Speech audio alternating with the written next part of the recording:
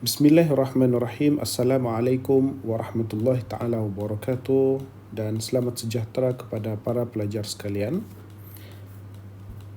Pada kali ini kita akan meneruskan lagi pembelajaran kita di dalam kursus Bahasa Arab tahap 3 dan kali ini topik tata bahasa yang kita akan sentuh adalah berkaitan dengan uslubul istithna. So, topik ini adalah topik tata bahasa yang ada pada unit 10. Okay? So, apa itu uslubul istithna? Uslubul istithna ini, kalau kita rujuk kepada buku ini, adalah secara literalnya bermaksud gaya bahasa pengecualian. Al-istithna itu bermaksud pengecualian. Okay? So, dari sudut takrifan, penulis buku ini memberitahu uslub istithna itu adalah uslub pengecualian sesuatu perkara. Maksudnya kita mengecualikan sesuatu perkara. Dan di dalam bahasa Arab, untuk kita mengecualikan sesuatu perkara itu, perlu ada 3 unsur utama.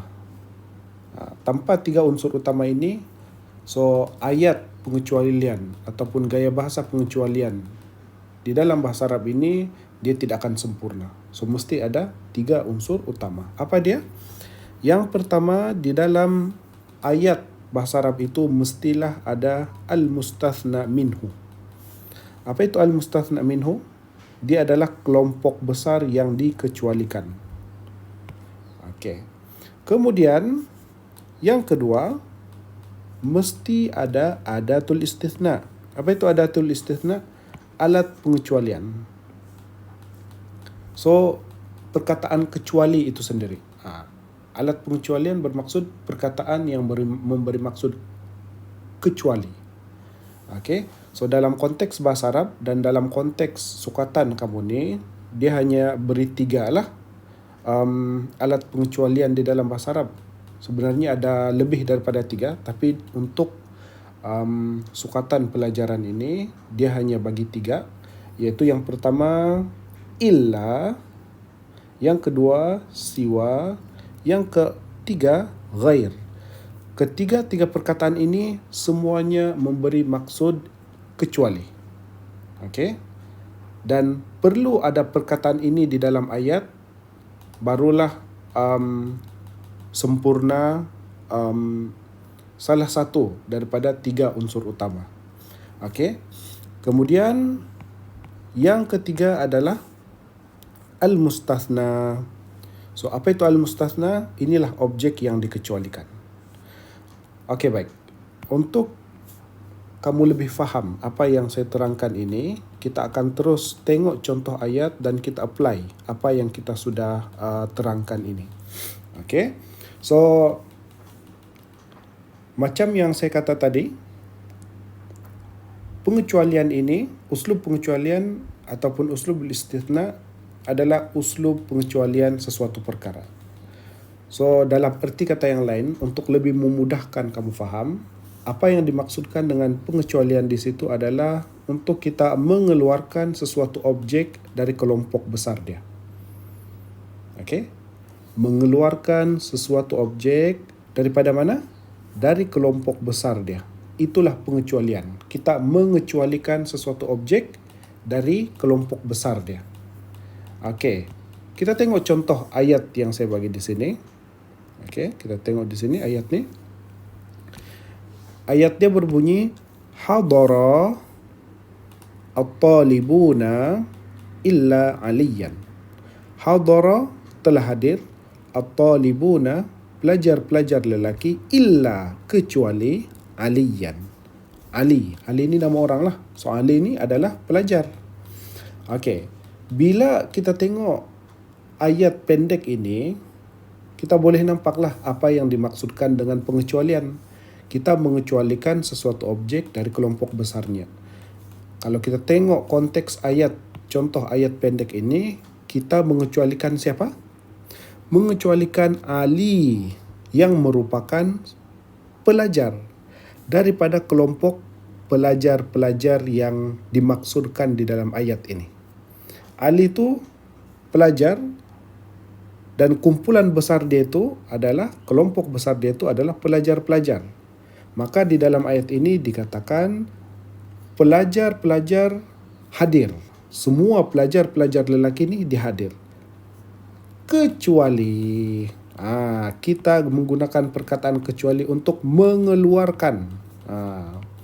Mengeluarkan siapa? Ali, yang juga merupakan pelajar daripada kelompok besar dia ni.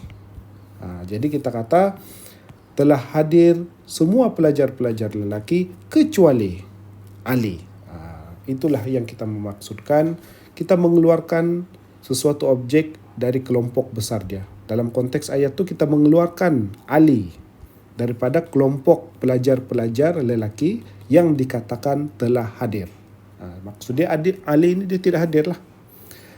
Okay, so itulah maksud pengecualian. Dan daripada ayat mudah ini kita boleh tengoklah aplikasi mana satu yang dikatakan al-mustathna minhu, mana satu yang dikatakan sebagai al-mustathna, dan mana satu adawatul istithna. So kalau kita tengok ayat mudah ini, kelompok besar yang dikecualikan daripadanya, al-mustathna minhu, mana dia? At-talibun. Ini kelompok besar. Okey. Mana objek yang dikeluarkan daripada kelompok besar ini? Mana objek dia? Aliyan. So aliyan tu dia adalah objek yang dikecualikan. So objek yang dikecualikan ini, inilah yang kita namakan sebagai al-mustathna. Okey. Macam mana, apa perkataan yang digunakan dalam bahasa Arab untuk mengeluarkan Ali daripada kelompok pelajar-pelajar tu? Apa perkataan yang memberi maksud kecuali yang dia gunakan di sini? Illa. So inilah yang kita kata sebagai adawatul istithna ataupun adatul istithna. Okey. So dalam contoh ayat ini adatul istithna dia hanya guna illa. Dia tidak gunakan siwa dan dia tidak gunakan ghair. Okey. Jadi itu adalah penerangan berkenaan dengan apa itu uslubul istithna.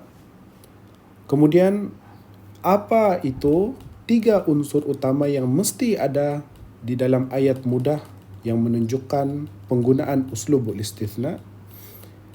Okey. Kemudian kita boleh labelkan mana dia 3 unsur tersebut di dalam ayat mudah ini. Okey. So al-mustathna minhu, kita ulang sekali lagi. Apa itu al-mustathna minhu? Al-mustathna minhu ini adalah kelompok besar yang dikecualikan daripadanya. So maksudnya perkataan yang digunakan untuk menunjukkan al-mustathna minhu ini mestilah perkataan yang menunjukkan jamak. Sebab dia kelompok besar, jamak. Okey, apa tanda jamak di sini? At-talibuna, ada waw nun di belakang. Itu adalah tanda jamak untuk lelaki. Kalau tanda jamak untuk perempuan, dia ada alif ta di belakang tu. Itu kelompok besar. Al-mustathna minhu, kelompok besar. Kemudian ada objek yang dikecualikan, dikeluarkan daripada kelompok besar tu. Apa dia? Al-mustathna. Okey, al-mustathna. So biasanya al-mustathna ni perkataan yang digunakan di dalam kedudukan al-mustathna yang menjadi objek yang dikecualikan ini adalah perkataan yang mufrad. Biasanya mufrad ataupun satu. Kenapa dia mufrad ataupun satu? Sebab kita mau keluarkan objek ini daripada kumpulan besar dia. Okey, so biasanya digunakan adalah mufrad ataupun satu. So untuk sukatan pembelajaran kamu ini, penulis buku hanya memberikan contoh mustathna minhu, mustathna ini, objek yang dikecualikan ini dalam bentuk perkataan yang mufrad. So itu kebiasaan dia lah. Tapi boleh sahaja perkataan-perkataan yang selain daripada mufrad, bahkan jamak pun boleh digunakan menjadi mustathna minhu, as long as konsep mengeluarkan sesuatu objek dari kelompoknya.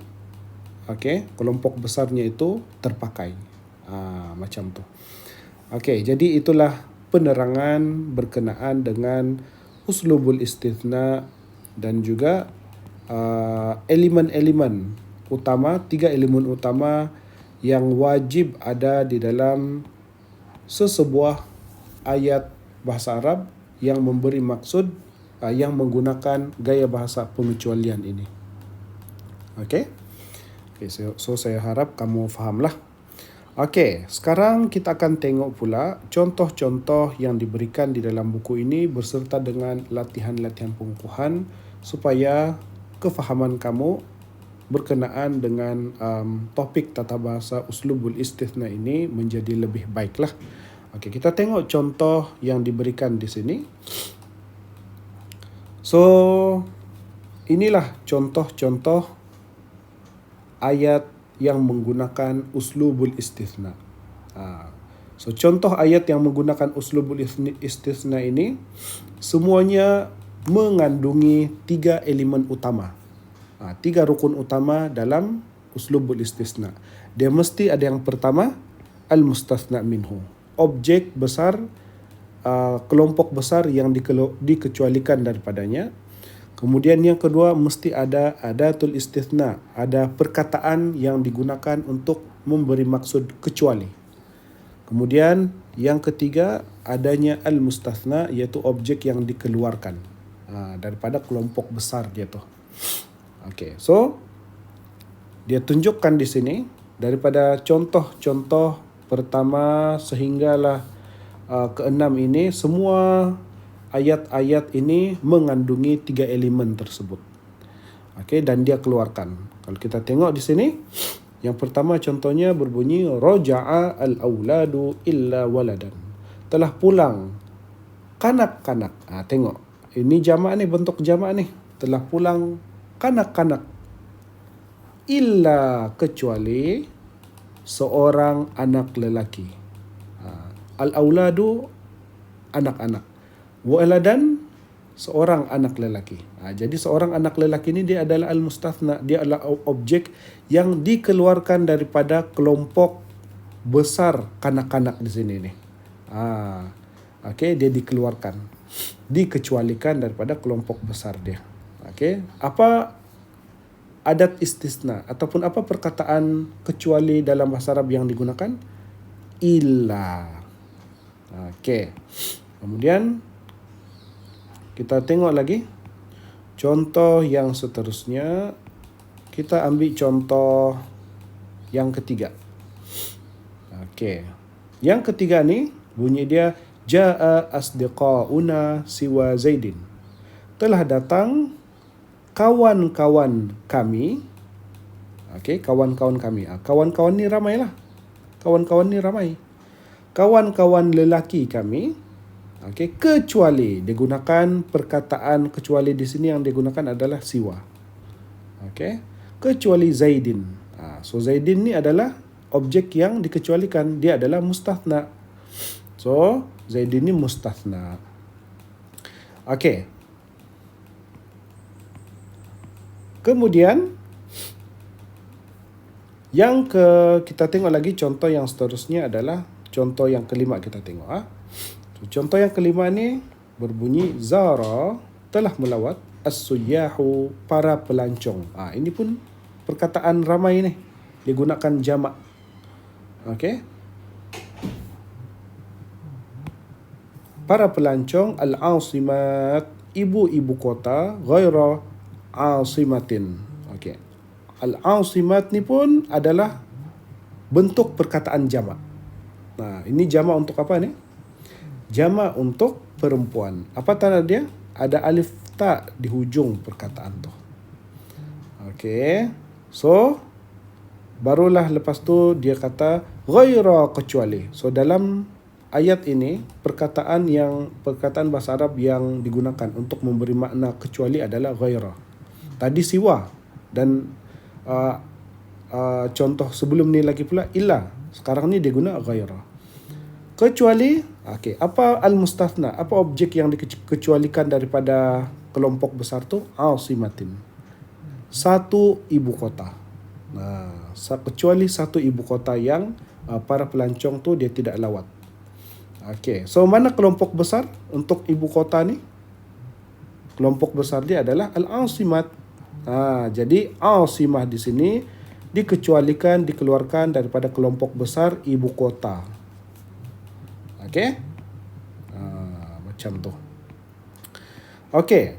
So sekarang itu contoh yang diberikan. Okey, kalau kita buat analisis, maksudnya kalau kita tengok dari sudut elemen yang ada di dalam uslub istithna ini, kita boleh tengok dari sudut posisi dulu.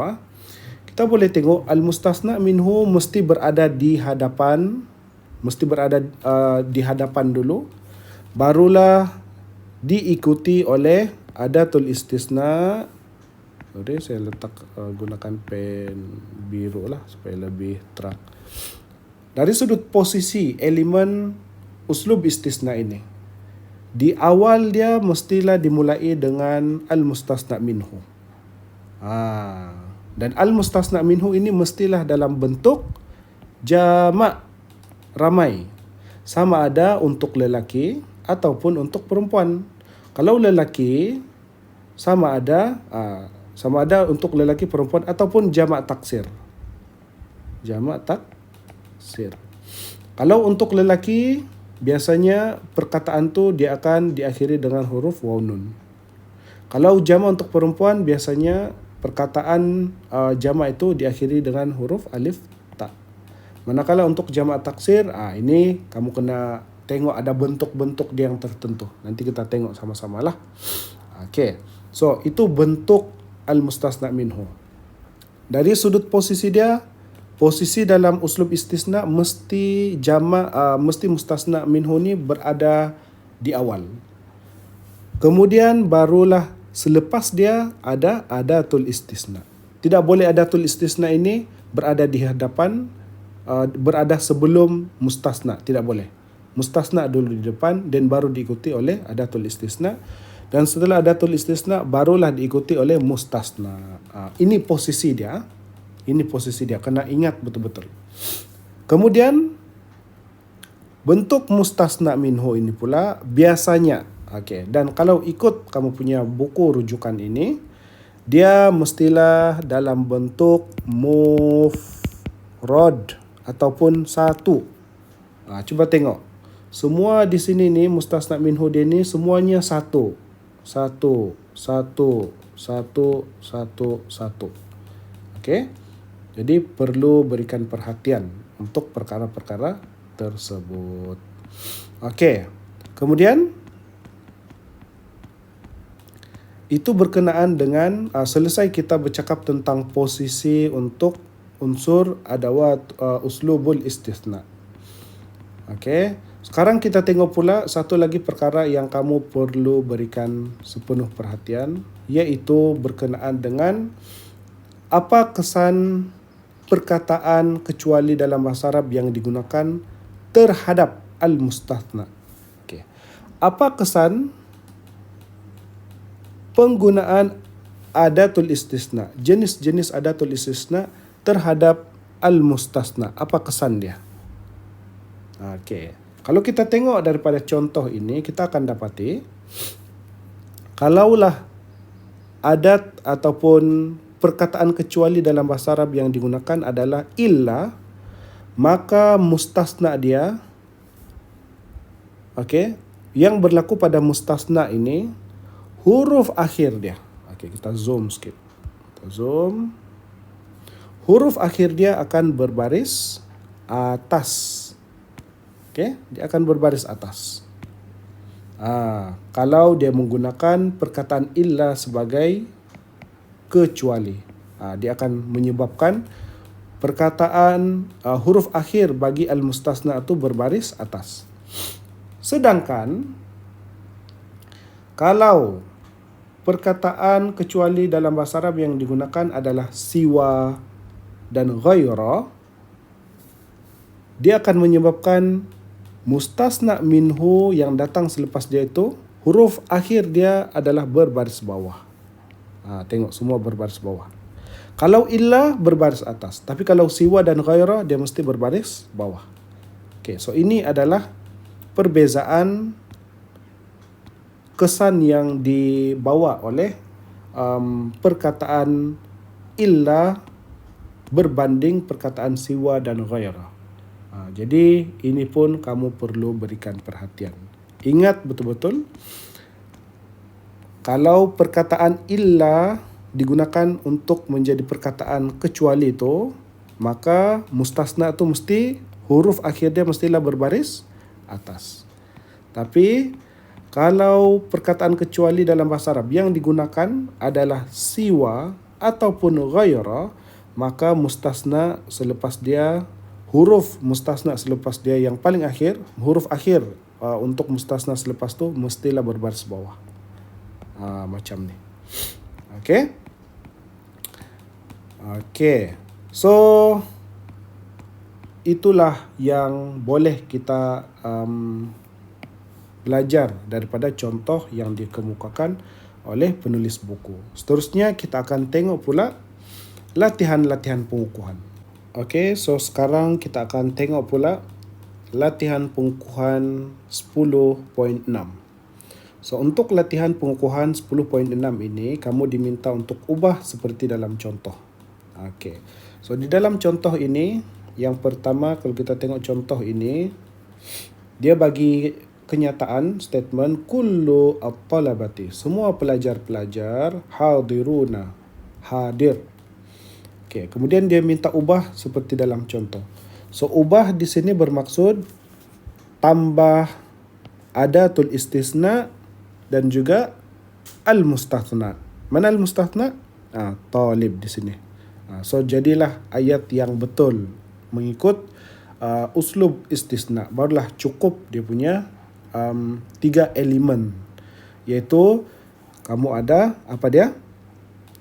Kamu ada al-mustasna minhu, kelompok besar yang dikecualikan daripada dia. Kemudian kamu ada adatul istisna, perkataan yang memberi maksud kecuali.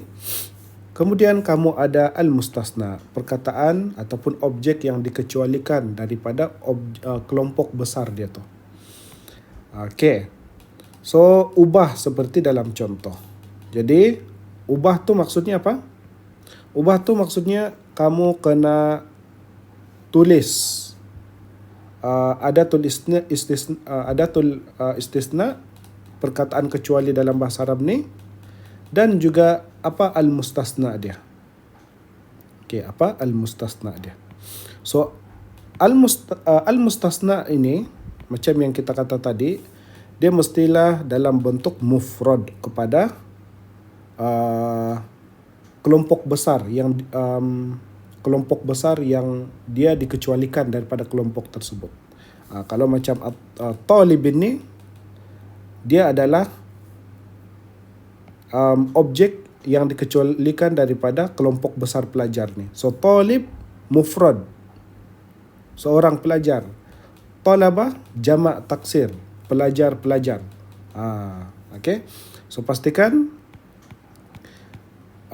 untuk kamu meletakkan al-mustasna yang sesuai, pastikan al-mustasna itu dalam bentuk mufrad. Okey. So itu yang kamu perlu buat. Tulis di dalam tempat kosong ini adatul istisna. Adatul istisna yang kamu guna ni siwa. Siwa saja, satu itu saja. Tidak perlu guna ghaira dan illa, hanya guna siwa. Kemudian pilih, tulis apa mustasna yang sesuai untuk diletakkan di setiap tempat kosong ni. Letakkan adatul istisna, okey, tulis balik. Kamu kena tulis balik semua ni. Kemudian tambah apa? Tulis balik, kemudian tambah adatul istisna dan juga al-mustasna. Okey. Itu yang kamu kena buatlah. So, di sini saya sudah bagi kamu hint lah. Ini semua yang perkataan di dalam kurungan berwarna biru ini semua adalah bentuk mufrad. Okey, bentuk mufrad untuk objek yang bentuk mufrad untuk kelompok besar yang ada di dalam setiap item-item soalan ni. Okey, dia adalah bentuk mufrad untuk al-mustasna minhu. So, perkataan-perkataan warna biru ni kamu perlu jadikan dia sebagai al-mustasna yang sesuai. Okey, so tolong siapkan tugasan ini ya. So, ini bahagian pertama, dia ada sambungan. Okey, ini sambungan dia. So, ini kamu perlu siapkan.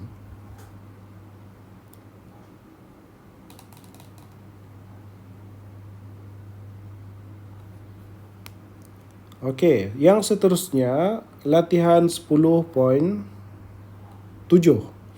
Penuhkan tempat kosong dengan perkataan yang sesuai seperti di dalam contoh. Okey, so untuk latihan ini, kamu diminta untuk isi di tempat kosong ini semua. So apa yang kamu perlu isi di dalam tempat kosong ini? Kamu perlu isi al-mustasna. Okey, al-mustasna. Dan bila kamu mau isi al-mustasna, tolong tengok apa jenis perkataan kecuali dalam bahasa Arab yang digunakan. Sebab setiap perkataan ini, perkataan kecuali itu, dia mempunyai kesan dia kepada al-mustasna yang ada di sini. Okey, contoh kalau kamu tengok di situ, contoh yang dia bagi tuan. Okey, bila dia guna illa, apa yang berlaku pada mustasna? Dia mesti berbaris atas. Macam mana pula kalau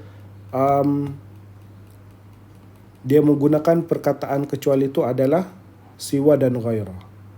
Itu semua kamu perlu perhatikan di situ. Okey, so tolong jawab dan selesaikan latihan 10.7 ini.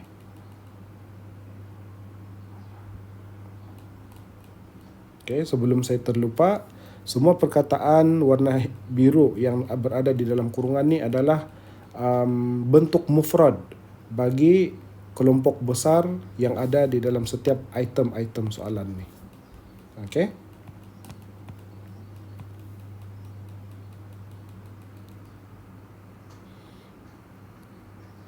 Okey, seterusnya kita tengok latihan 10.8. 10.8 dia minta kamu bina ayat seperti dalam contoh.